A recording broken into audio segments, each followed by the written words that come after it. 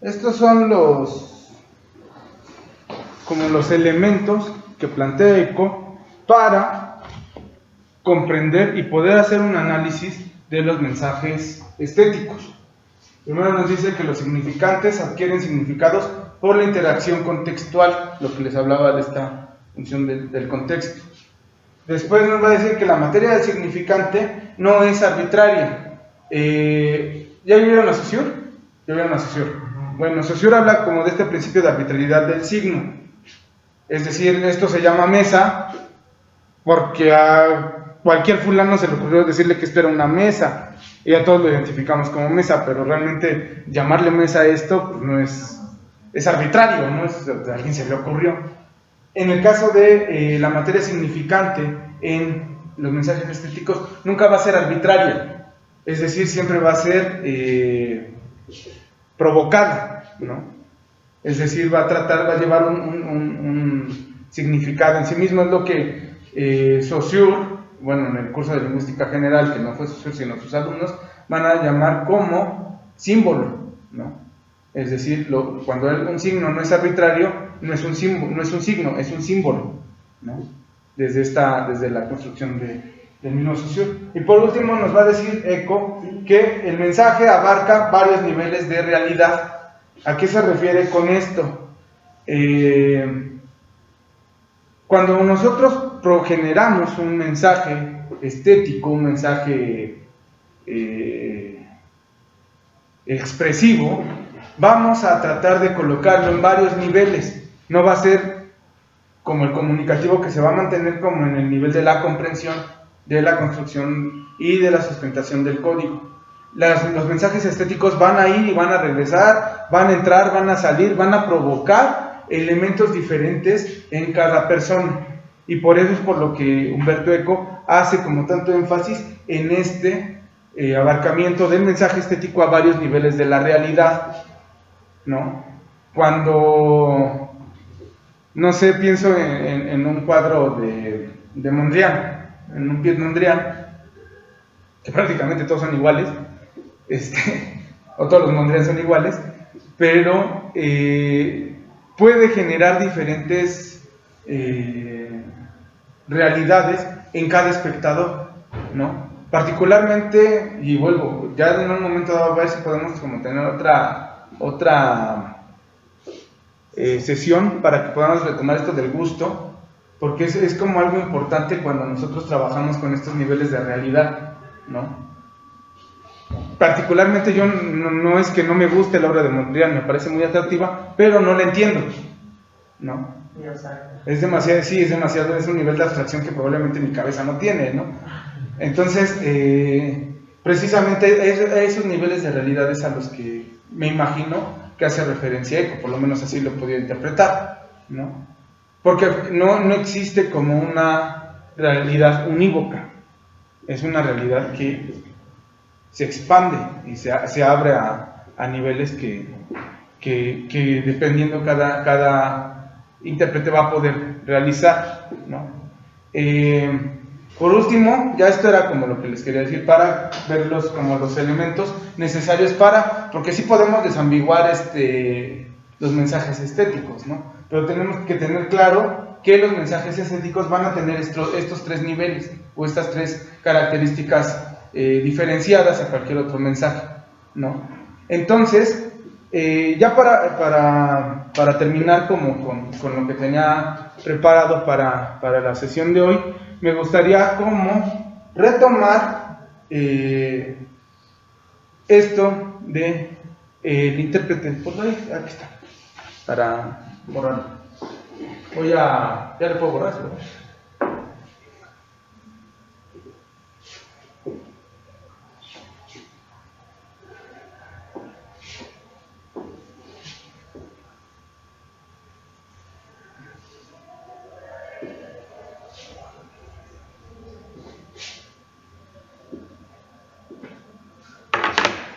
O más que el intérprete, esto lo van a ver después, me imagino, ¿no? Pero lo que es el interpretante.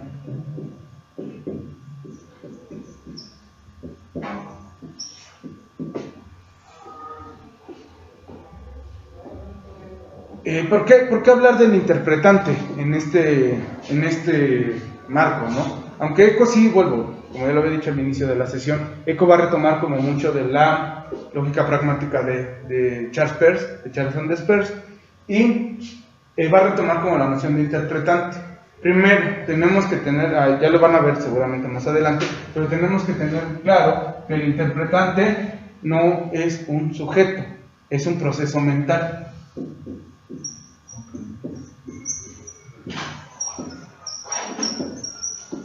El intérprete es un sujeto, ¿no? Pero el interpretante, que sí fue un término que acuñó Peirce, es un proceso mental. Es decir, pues suena como muy burda la comparación, pero cuando uno llega a su casa y le chifla a su perro, y el perro entiende, el proceso mental que tiene el perro es un interpretante, pero el perro no es un sujeto, ¿no? Porque el perro es perro. Entonces, es necesario como comprender primero para poder hacer como este aterrizaje que pretendo hacer con esto, comprender que el interpretante no va a ser el sujeto, sino el proceso que sigue o que se sigue para la comprensión de un signo, ¿no? Eso, bueno, lo van a retomar con Peirce más adelante, ¿no? ¿Por qué es importante para la comprensión de estos dos términos la noción de interpretante? ¿Por qué considero que es importante la noción de interpretante para comprender lo que es el mensaje estético y el mensaje retórico? Nuestra cabeza, suelo ser bueno dibujando, menos cuando llevo prisa, pero vamos a dibujar más o menos como un batón.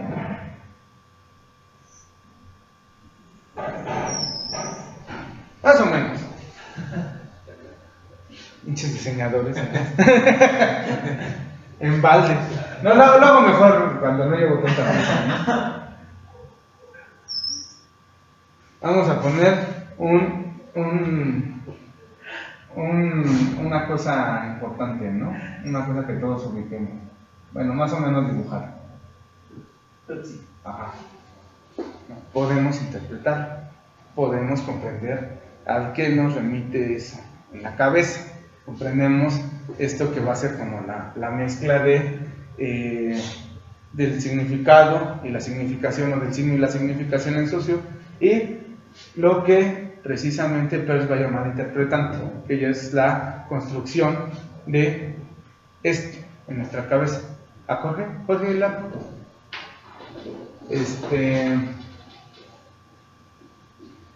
ya quedó mejor, una rayita de más, se arregla el dibujo. Ya tiene más grande el cuello. Ajá, ya no se le iría la cabeza de lado, ¿no?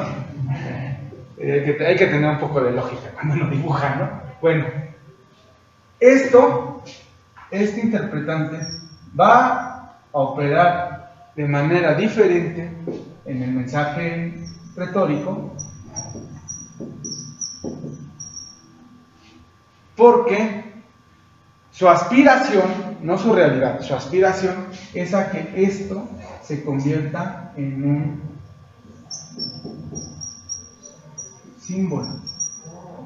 símbolo de Peirce, es decir, en un signo totalmente acordado, que todos ubiquemos, sea cual sea nuestra condición, ubiquemos esto como un símbolo, como un signo que nos remite invariablemente a Pepsi.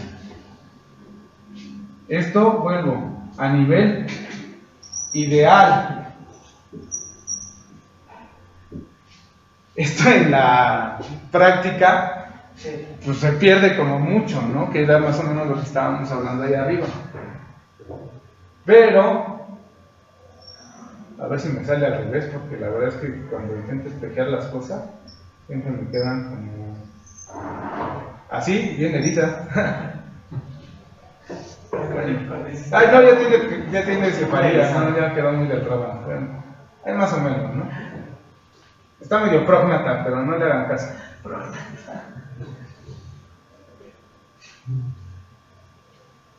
En el caso de bueno, estos son como rayones. Intenta hacer como una reproducción de la obra de Pollock. Imagínenselo, porque pues, si no, un polo pues, es como son manchas y manchas y manchas y manchas, capas y capas de mancha. En el estético,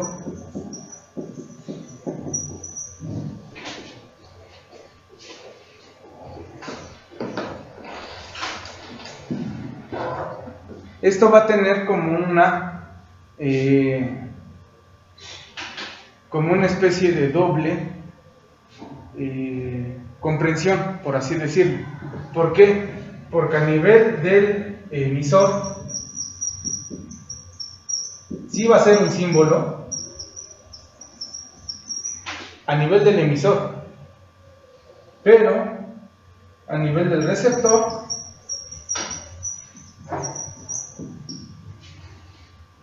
solo se va a quedar a un nivel significativo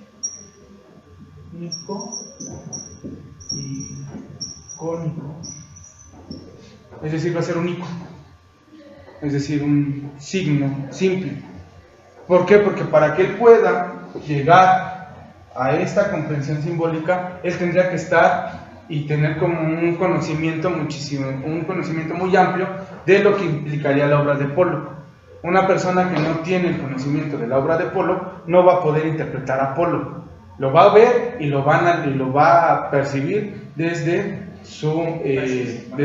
la mera percepción, pero no va a poder llegar a esa comprensión del símbolo, porque al final de cuentas, si uno ve un Pollock, y pongo el ejemplo de Pollock, porque Pollock es así como caótico, ¿no?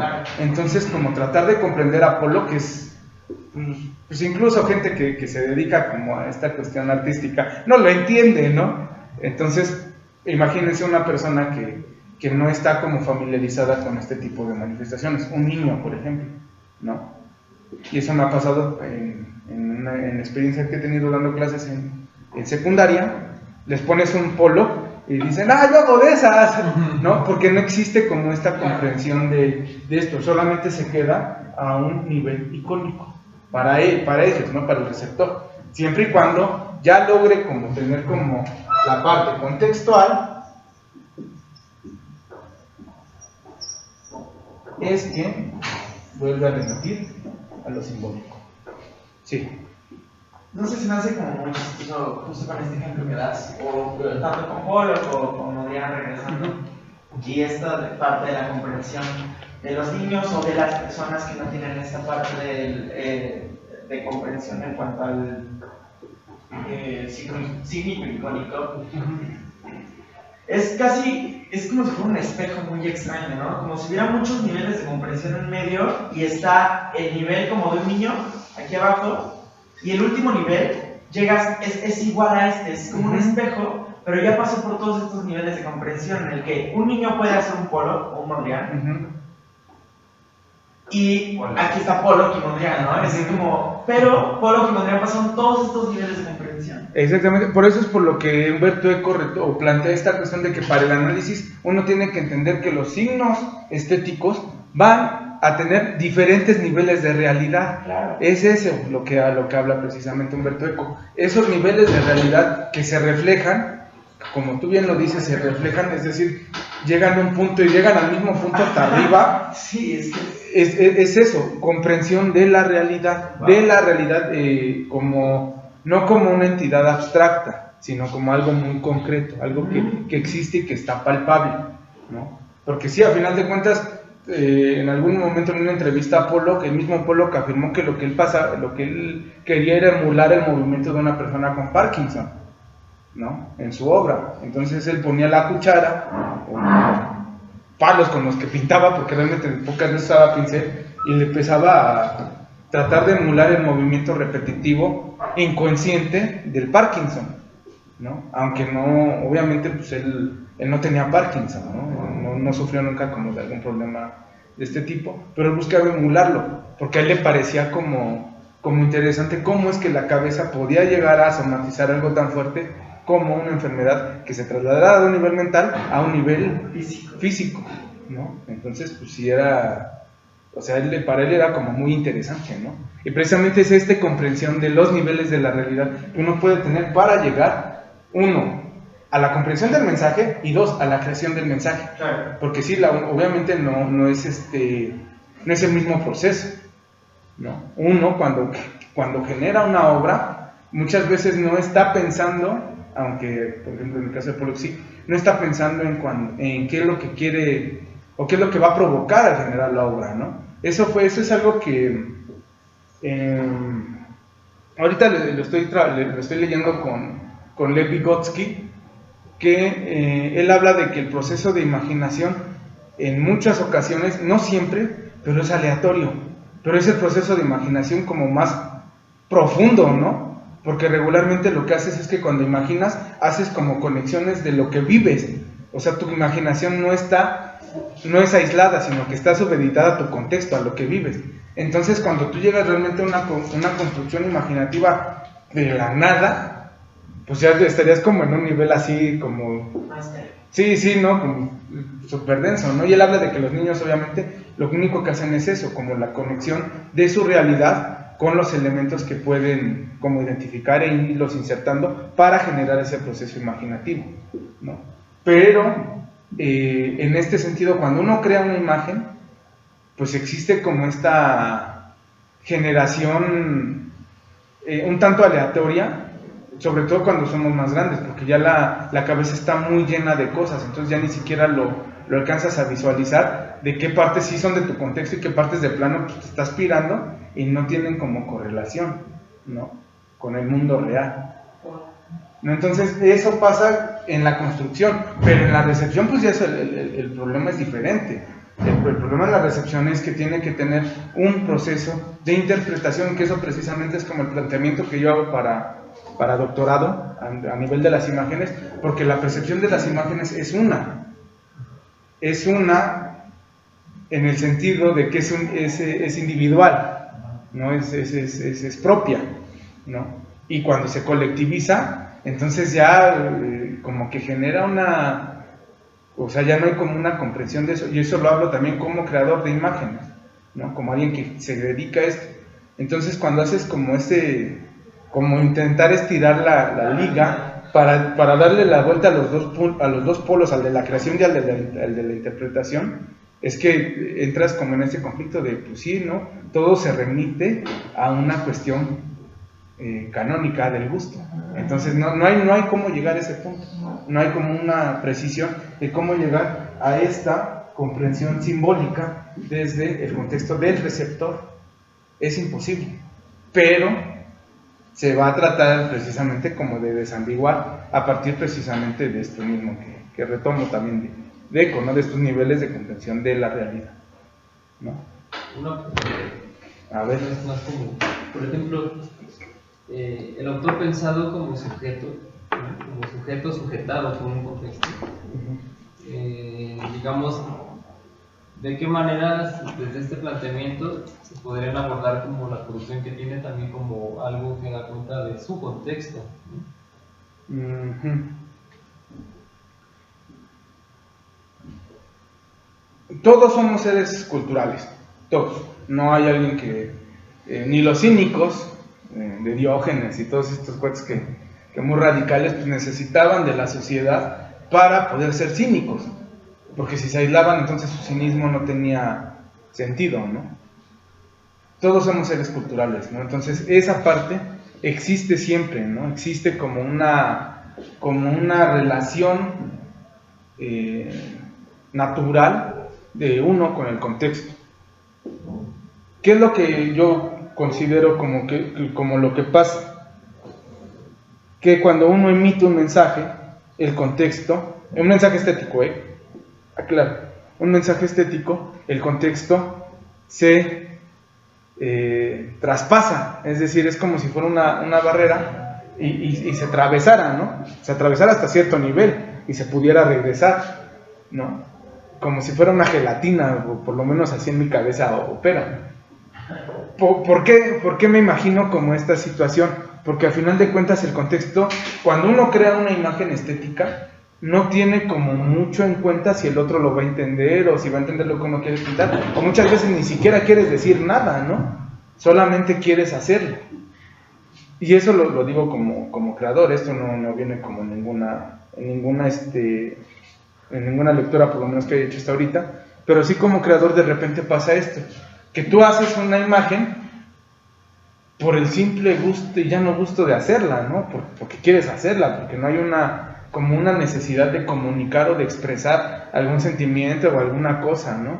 Me pasó y eso es como el ejemplo que me sirve para poder hacer como esta explicación de lo que trato de decir. Hace un año en clase nos pidieron que lleváramos imágenes estéticas precisamente cuando estamos viendo esto, y yo llevé mis obras, ¿no? Yo me dedico a hacer graffiti. Entonces le tomé una foto a uno de los grafitis que hice en colectivo con otros compañeros. Hicimos un robot con una especie de collar de serpientes, muy pirado, que no decía nada, y lo presenté, ¿no? en la clase. Era como más por morbo, que yo quería saber qué era lo que interpretaban las personas, porque en la cabeza de los otros compañeros con los que pinté y la mía, pues fue así, pues vamos a hacer esto, pero nunca se nos ocurrió como así hacer una crítica o hacer una expresión o de alguna cuestión que estemos viendo, no, sino simplemente era una barda como de 4,5 metros de alto por casi 6 de ancho, ¿no? Entonces era una bardota, ¿no? Y teníamos ganas de pintarla porque era gigantesca, ¿no? Entonces cuando yo traigo la imagen, una de las maestras la maestra que nos estaba llevando ese seminario, se empieza a pirar, ¿no? Y empieza a hacer como un análisis súper loco de los elementos que estaban ahí, ¿no? Cuando realmente no teníamos, o sea, no hubo como fue una cosa que salió como muy así de repente. Obviamente es diferente a cuando uno trabaja como algunas cosas que sí buscan como un impacto específico, pero eso no, eso solamente era un ejercicio que nosotros hacíamos por el hecho de hacerlo, ¿no? Porque teníamos el espacio, porque teníamos el material, porque podíamos intervenir la verdad, porque era de un conocido, y pudimos hacerlo, ¿no? Y fue una cosa que salió de domingo para lunes, y y se acabó. Entonces, cuando yo escuchaba a la maestra hacer como todo este análisis de los elementos, yo me daba cuenta de que era su contexto hablando a través de mi obra, pero era el contexto de la maestra, no el mío, ¿no? Entonces, precisamente es como comprender que cuando uno genera una imagen, y una imagen estética particularmente, vas a estar expuesto no solo a tu contexto, sino al contexto del que recibe, ¿no?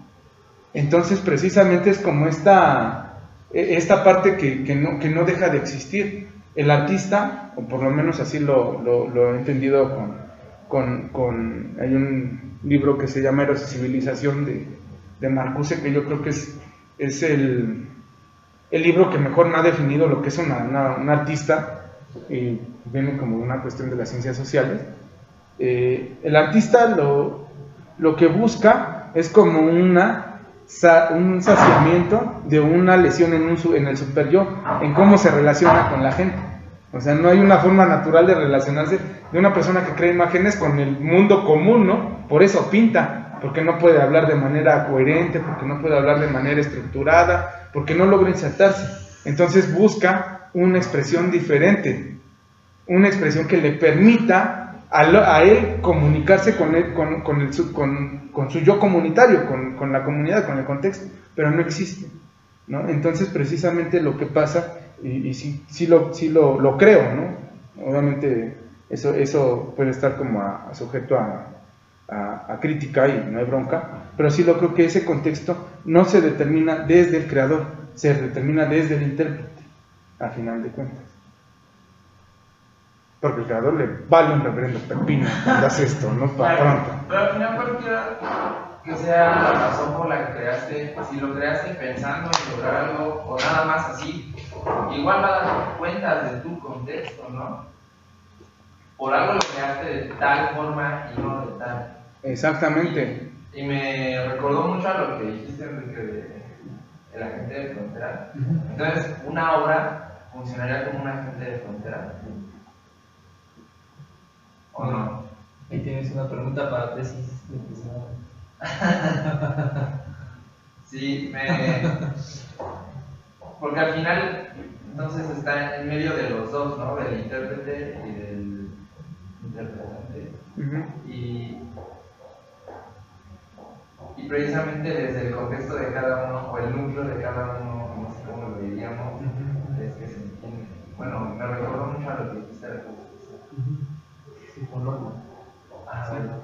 Pues me quedaré más con la pregunta y como pensara mucho.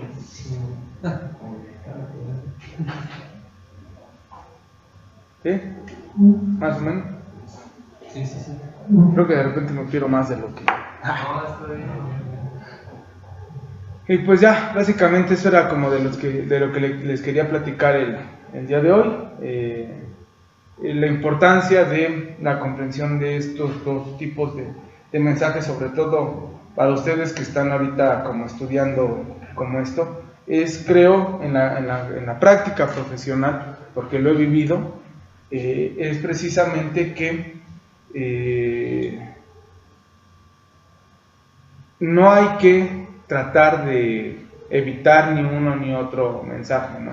Tener claro que la función primordial del diseño, el diseño tiene una función comunicativa, una función de comprensión de un mayor número de público, ¿no? Esa es la función del diseño. De repente no caer como en esta parte irreflexiva de no, es que yo lo que quiero es que tenga un impacto visual muy fuerte. Y es así, define impacto visual primero y después ya me explicas como lo que quieres hacer realmente, porque me ha tocado, ¿no? Y sobre todo en la práctica, ¿no?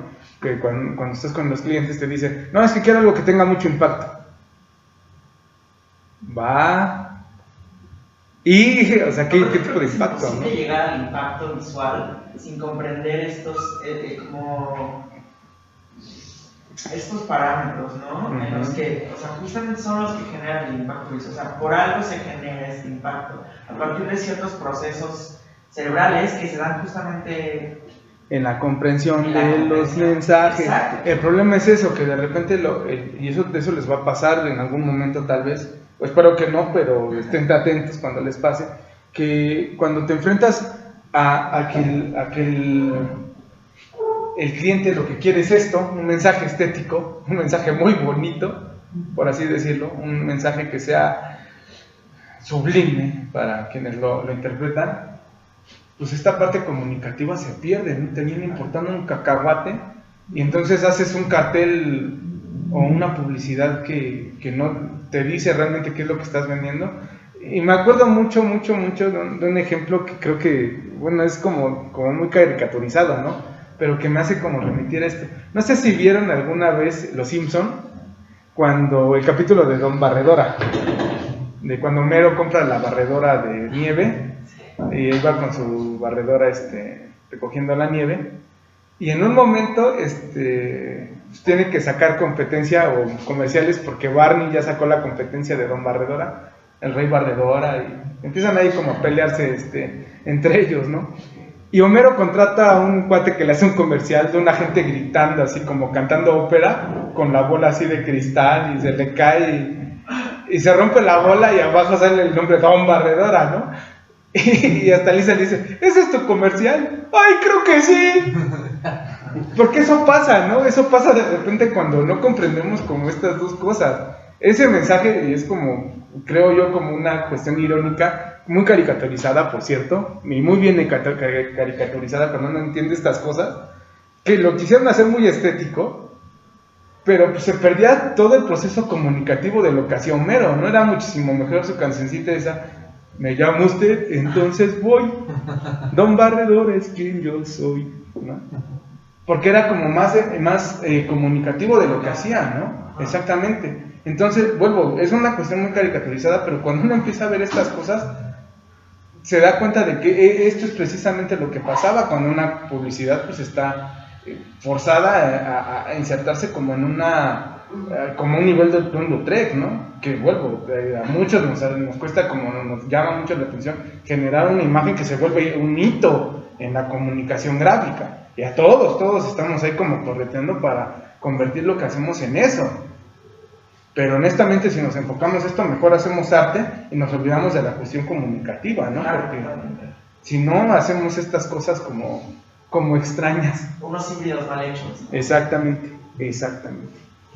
Eso precisamente es como una cosa de la que pesa de repente, sobre todo en las escuelas que son muy técnicas, en donde toda esta cuestión se olvida.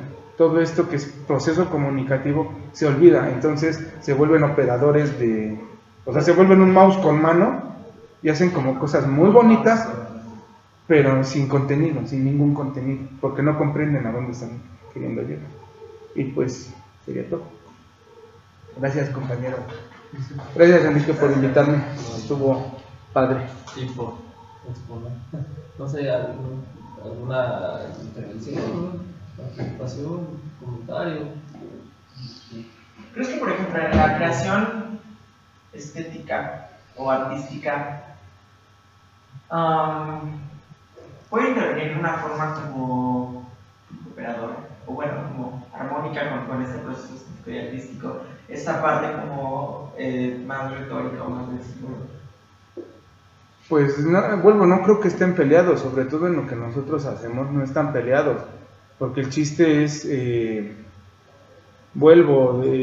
tenerlo claro, tener claro cuál es lo que tú a nivel particular esperas del producto que estás generando. No creo que estén peleados, o sea, sí se pueden conjugar. Hay publicidad que se ha vuelto icónica, no sé, ahorita como de las que me viene a la mente, porque crecí en esa época, fue cuando salió el equipo Pepsi, cuando era yo niño. Se mantuvo muchos años, ¿no? Incluso todavía hace 2 años, cuando fue el Mundial, se retoma esta idea del equipo Pepsi, porque existe como mucho ese juego con cosas que se pueden perdurar. El equipo Pepsi agarraban así como a varios jugadores de fútbol y hacían como un equipo de superestrellas, ¿no? De superestrellas del fútbol, ¿no? Y los colocaban todos como si fueran parte de un mismo equipo. Pero ese trabajo incluso integró como elementos artísticos, algunos, la verdad, como muy cuestionables, pero no dejaban de ser atractivos.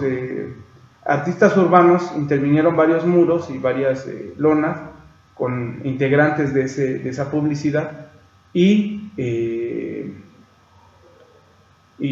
bueno, el más representativo es Oribe Peralta, que le va bajando un Kukulcán por las orillas y tiene el balón aquí en las manos, que lo hizo Six, un grafitero de Milpalta. Fue como el más icónico de esa publicidad. Se puede hacer. Obviamente a Six le importaba un pepino si Pepsi comunicaba lo que buscaba comunicar o no, pero se puede hacer, y esa visualmente es muy impactante, ¿no? Como la imagen del uso de estos dos elementos. Sin embargo, pues sí, obviamente pues existe como esta remanencia, porque lo que estás haciendo es comunicar a través de una experiencia estética un producto comercial. Entonces ahí lo que haces es más bien cuestionarlo, pero de que se puede, que el resultado puede ser atractivo, puede serlo, ¿no? Ahí lo que interesaría más bien es lo que podrías hacer de crítica a esa conjunción de dos cosas que de manera natural no se conjuntan, ¿no? Es una relación que se articula de manera un tanto forzada. No está peleado, lo puedes hacer. El chiste también, creo yo, es en cómo estructuras eso. Parte importante de cuando hicieron esta campaña es que a Six le pidieron que no utilizara colores más que los colores de la marca. Entonces él estaba acostumbrado a hacer una paleta súper fosforescente y hacerlo en azul con rojo y blanco, pues para él fue como un reto, ¿no? Pero lo ejecuta bien, ¿no? Como a ese nivel. Pero ahí entra como la comprensión y la crítica al contexto de la publicidad, más que propiamente al producto, porque a nivel producto eso sin problema se puede hacer. Es comprender esta otra parte, nada más. Ahí también, sería como una pregunta, entender que este es como eco, ¿no? digamos, un planteamiento de Humberto Eco, situado en un contexto histórico particular. Es una distinción teórica del procedimiento, pues. Entonces, si digamos, se quisiera pensar, por ejemplo, la reflexión, por ejemplo, en la retórica hay etos, logos y patos, y en el pato se puede pensar como es expresivo, ¿no? Pero no es este autor, o sea, habría como que recurrir como a otro tipo, ¿no? O sea, por ejemplo, la misma retórica está el pato, si se puede pensar lo expresivo, ¿no? Podría entrar ahí como lo estético, solo habría que como rascarle un poco, ¿no? Como a esta línea del pato, y pensando que lo expresivo también hay, por ejemplo, se construye también socialmente, ¿no? Pero es otro planteamiento, pues, ¿no? Es un planteamiento distinto, ¿no? Digamos que lo importante es como entender al autor, el planteamiento que hace, y si se está de acuerdo o no, partir de ese autor para poder buscar otra cosa, ¿no? Un planteamiento distinto, o reafirmar, o no sé. O descartar. Sí, ¿no? Es que por eso mismo yo como que no entiendo la crítica a la retórica. ¿Y dónde está el punto de hacer una crítica a la retórica y de todas maneras plantear que es necesario el análisis retórico para que el mensaje pueda ser mucho más efectivo? ¿En dónde está más bien la principal crítica a la retórica? Desde Eco, porque la neta es que creo que hay como muchísimas más cosas.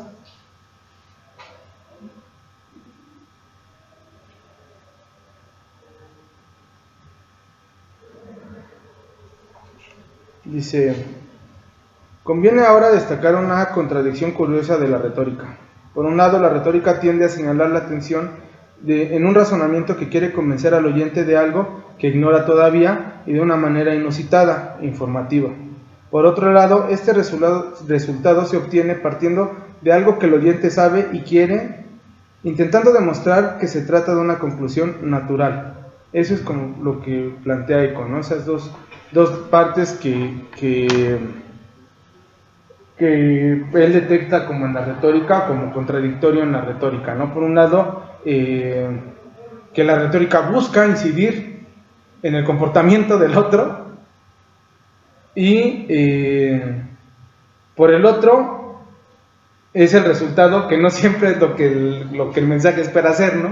Entonces, pues no tiene como, bueno, por lo menos así lo he podido como entender, ¿no? Que no tiene como lógica colocar un elemento o hacer el uso de un elemento que no va a terminar funcionando, ¿no? Que eso precisamente es como lo criticable del empleo o del pensar en la retórica como la única vía para la emisión de un mensaje, ¿no? Pero no, o sea, yo creo que lo importante no radica en esta disociación de si sirve o no sirve, ¿no? O si es un elemento metodológico, también de análisis, que podemos utilizar, ¿no? Bueno, en algunas agencias pues, se utilizan mucho como esta cuestión de los grupos focales o del muestreo de mercado para saber pues, si lo que se está sacando va a funcionar o no, ¿no? Es como el intelecto, ¿no? Ajá, exactamente. Y por ejemplo, también es como pues, siempre entender que los autores interpretan a otros autores. Por ejemplo, Lotman interpretó a Peirce. No es Peirce, es Lotman a través de Peirce. Igual aquí no es la retórica, es la retórica a través de Eco. O sea, siempre es como una visión parcial de un autor, ¿no? O sea, pero no, yo digo que no es descartarla, ¿no? Porque al final de cuentas pues existe. Sí, claro, ver cuál es la crítica de Eco, rescatar la crítica y ver si está desde la retórica, o sea, si se puede rescatar la crítica para poder hacer algo, o decirlo, pues, sí, ¿no? Claro, a ver, como que, ¿qué se puede hacer para armar como algo completo? Pero sí está bueno como planteamiento, porque al final de cuentas pues eso es lo que te da como pie para cuestionarte como realmente el empleo de esos elementos ya en la práctica, ¿no? Porque la práctica pues es diferente a de repente como todo esto que se señala a nivel teórico. Vuelvo, creo que lo importante es lo que dice Enrique, ¿no? Lo tomo, te sirve, lo tomo en cuenta y estar como perceptivo también a estas cosas, ¿no? Porque de repente pues sí y eso también seguramente los compañeros lo van a vivir, ¿no? Te la van a pintar así, no, la retórica es la super arma para conquistar el mundo, ¿no? Del diseño gráfico. Y de repente tómala, no es cierto. Entonces es como, creo yo, lo importante, ¿no? Como llevarlo de esta parte teórica a un asentamiento práctico, ¿no? Y cuáles son las opciones de funcionamiento de todo esto, de qué es lo que a qué te vas a enfrentar como a nivel crítico, ¿no? También, porque no puedes descartarlo. Porque cuando se descarta es cuando empezamos a hablar otra vez de esto que dijimos hace rato, ¿no? Empieza a hacer estos híbridos monstruosos extraños y ya bailó. Y ni está bonito y ni comunica. No, sabrá Dios qué es eso, ¿no? Frankenstein ahí todo. Sí, claro, ahí tendría que ver, por ejemplo, ¿no? Como una falla, digamos, de quien hace retórica.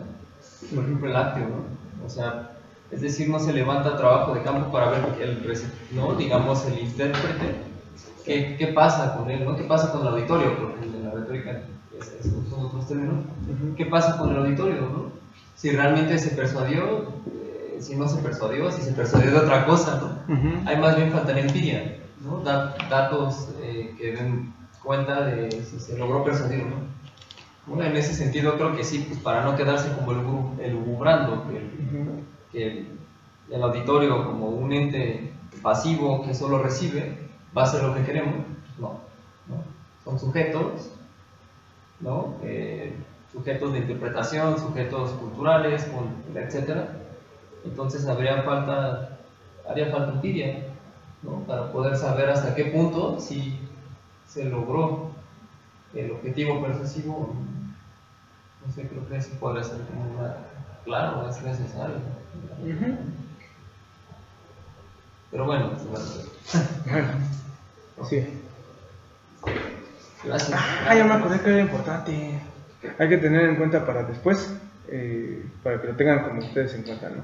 La semiótica no es una ciencia, y eso era algo que quería mencionar desde hace rato y se me voló 2 veces, porque cuando lo iba a decir se me atoraba. La semiótica no es una rama que opere, de la lingüística que opere de manera aislada. La semiótica solamente revisa las estructuras, ¿no? Al igual que la retórica se centra en los mensajes, la semiótica se centra en la estructura de las cosas, ¿no? Entonces también es como tener claro también esa parte, ¿no? De qué elementos vas a utilizar y cómo debes de articularlos todos para beneficio de tu praxis, ¿no? De lo que tú hagas. Porque si eso de repente pues dices, no, sí, la semiótica es así, el boom, lo mismo que hablábamos de la retórica, ¿no? Es el boom, es como todo se fundamenta desde ahí. Bueno, sí, todo se fundamenta desde ahí, pero muchas veces a nivel práctico, pues es así como, sí, está bien, ¿no? Analizas bien los signos, pero ¿cuál es el asentamiento en lo palpable, en el mundo de la realidad? Entonces hay muchas cosas que se conjugan. Una de las cosas que también trabaja Humberto Eco en otro libro que es Obra Abierta, que espero que le puedan echar también una leidita, es el proceso hermenéutico, ¿no? En Obra Abierta Humberto Eco hace como todo este planteamiento de la polisemia de las palabras y hace como todo ese análisis de cómo interpretamos, ¿no? Si bien no creo que solamente un par de veces menciona el término hermenéutica, él hace como todo esa estructuración de lo que es el proceso de interpretación. Eso también es como importante para cuando uno genera, cómo se va a interpretar. Porque si no, se queda mucho. Nada más hacer eso, porque lo pensé 2 veces y a 2 veces se me olvidó. Pero bueno, Gracias. Ahora sí. Gracias, compañeros. ¿Cómo se llama ese libro?